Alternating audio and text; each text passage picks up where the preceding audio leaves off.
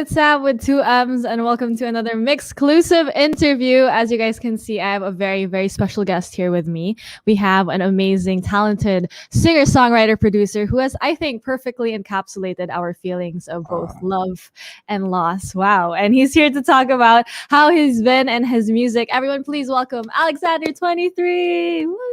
Wow, thank you for the beautiful intro. How you doing today? I'm good. Thank you so much for joining us today. It's a Wednesday over there. It's Thursday over here. So we're having a great conversation in two different time zones. But how have you been? How's everything? What have you been up to recently? Oh, I mean, I can't really complain. I mean, obviously the world is a crazy place right now, but I'm healthy and I'm happy and my EP's out. So, I mean, what could really be that wrong?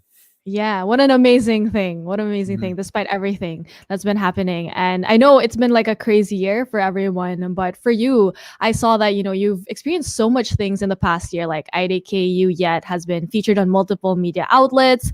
You were on Corden last year, and you have so many streams around the world. And actually, Cry Over Boys entered Spotify Philippines top 200 and viral 50. Crazy. So how is it? Yeah. How have you been feeling through it all? Oh, I mean, I'm so incredibly lucky and blessed to like have had, people connect with my music during this past year. I don't know what I would have done without those feelings. It's obviously been a very difficult year for everyone for so many different reasons, but I'm grateful to have. I mean, the one good thing I've gotten out of it is just the ability to connect with so many people around the world that I never would have met otherwise.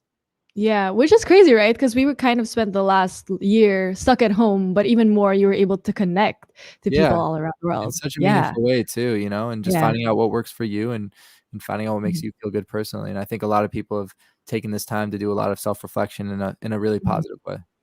Yeah, for sure. But speaking of self-reflection, I am curious. Obviously, we spent a lot of time at home alone with our thoughts, crying in our bedroom, that kind of thing. But what do you think was like the biggest thing you learned about yourself throughout everything in the last year?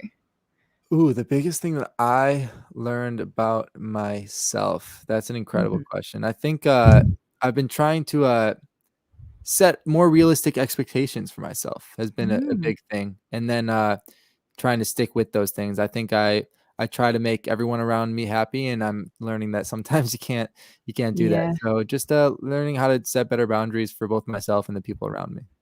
Yeah, I think setting realistic expectations is like the thing, because I remember we had so many plans for ourselves, especially in 2020, and a lot of them actually like fell out, right? So what would be like a realistic goal for you, especially now that we're in 2021?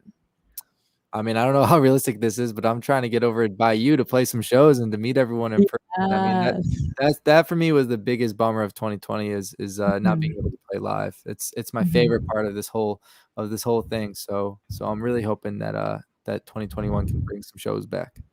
Yeah, hopefully, with everything that's been going on, we've seen some progress in that front, but hopefully one day we do get to have you, especially here in the Philippines. I mean, your Filipinos fans love you, and we relate so hard to all of your songs about love and loss. We love that kind of thing over here. We love to cry to songs and all of that. Yeah. So now I do want to talk about your EP, which is Oh No, Not Again. And when I first heard about this, one of the things that stood out to me was the title, because I feel like a lot of us have used that phrase in many different situations. But I want to know what your thought process was behind this title.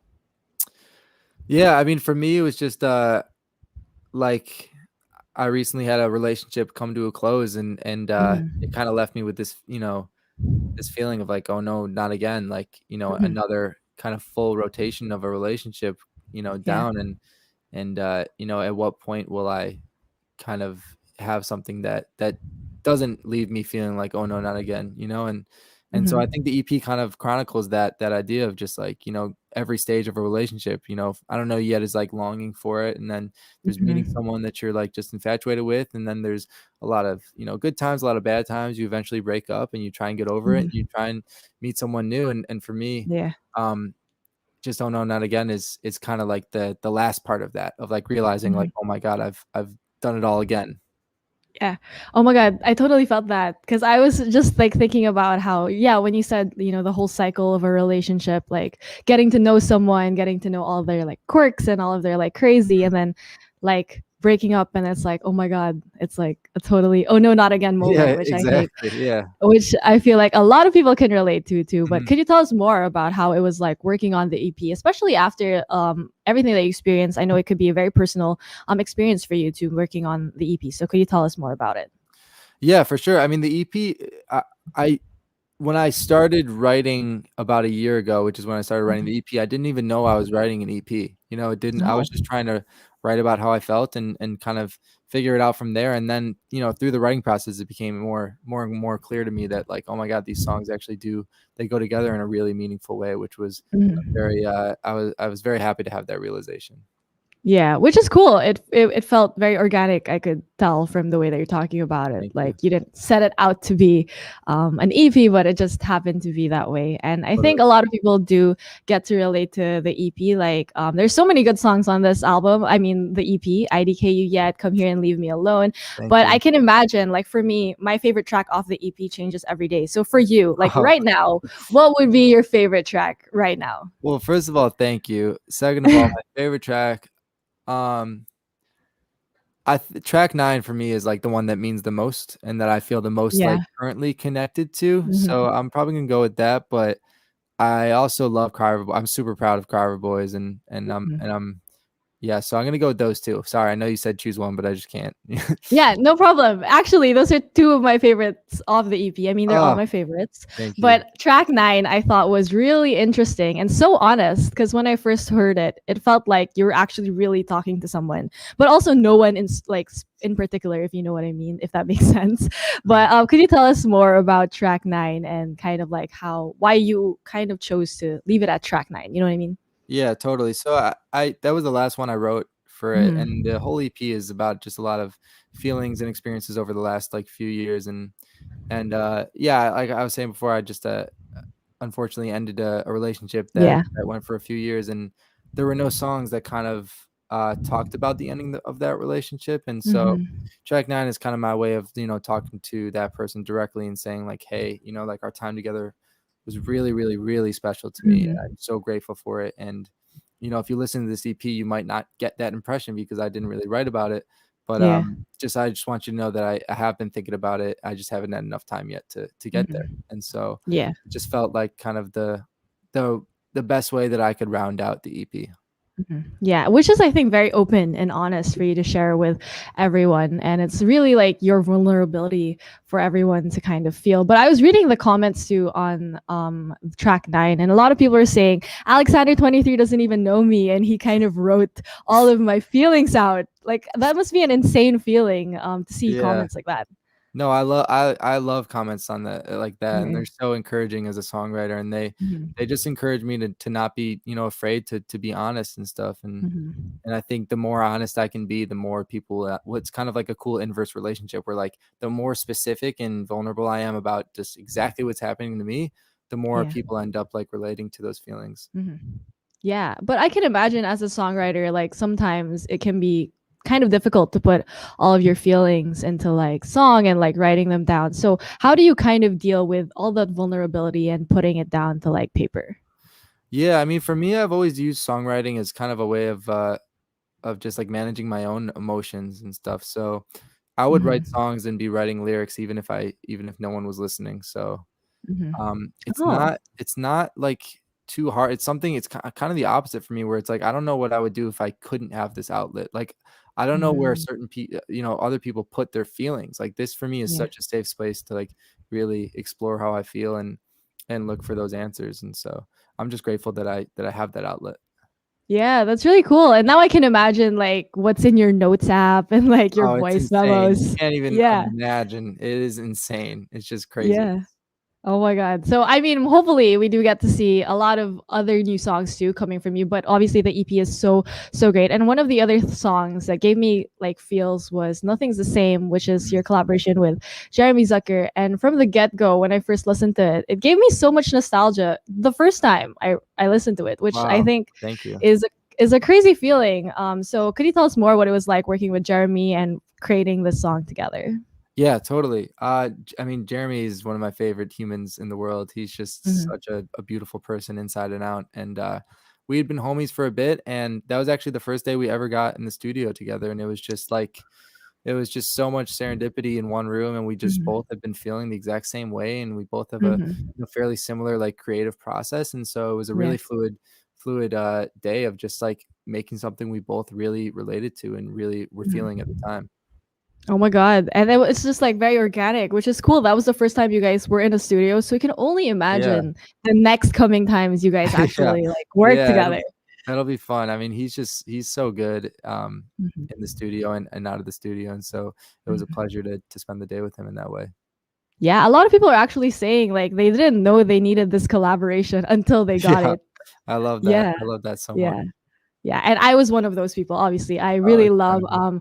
Nothing's the Same, but I also do want to talk about Come Here and Leave Me Alone. And you just Mhm, recently released the music video for this just a couple mhm. days ago. So could you tell us more about the song and the music video and what was it like working on it? Yeah, that song for me is just like I'm someone who like really loves affection and attention, giving it and getting Mhm. it, but I'm also someone who Yeah. like desperately needs my own space and desperately Mhm. needs like my own independence and stuff. And so it's just kind of about my journey of finding those both within myself and within Mhm. relationships with other people. And the Mhm. music video was so fun to make. Yeah. It was actually shot overnight. So it was Oh. the shoot was from 8 p.m. to 8 a.m. And so it Oh was my all God. shot overnight. It was just true insanity. All the Mhm. stunts are real, jumping into the moving truck and sitting on the light post. I was No way. suspended, like 40 feet in the air. It was an absolutely insane night, and I'm so proud of like the way it turned out. I'm like shocked at like how like all the stunts were real and all of Yeah, that. it's all real. Wow. It was like exhilarating to shoot. Yeah. So yeah, I'm happy it's out in the world and can exist forever. Yeah, I'm like, wow, I'm really like amazed at how you're able to do Yeah, all of that. But I can imagine from 8 p.m. to 8 a.m., like the adrenaline rush that you had during that oh, it time was must have been crazy. insane. Yeah, I was chugging coffee. I was like doing jumping jacks, just trying to like stay alert and awake. Yeah.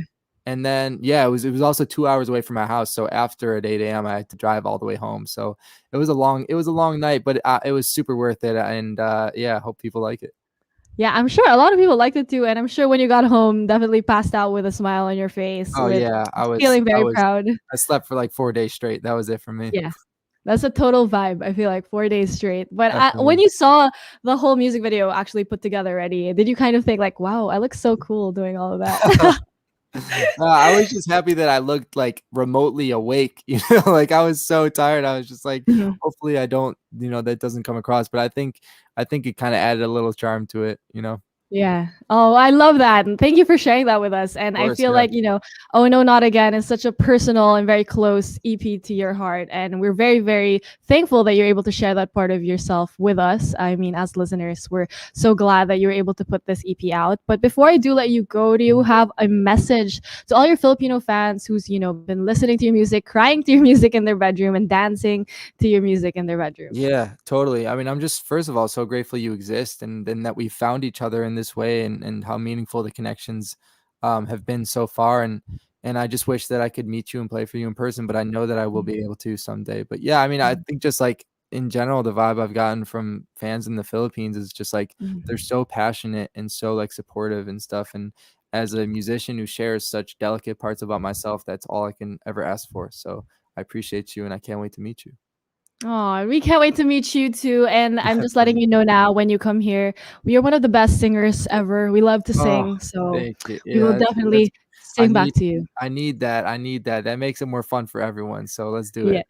Yeah, we're so, so excited. So thank you so much, Alexander23, for hanging out with me today. It was nice getting to chat with you for just a bit, but I do want to say thank you to everyone as well who tuned in to this MYXclusive interview with Alexander23. Don't forget to stream his EP, Oh No, Not Again, for all those feels. It's going to be great. For So thank you sure. once again, Yeah, thanks. Alexander23, for joining me. Thanks for taking the time, Sam with 2 M's. Appreciate you. Thank you. Thank you, No doubt. everyone. Yep.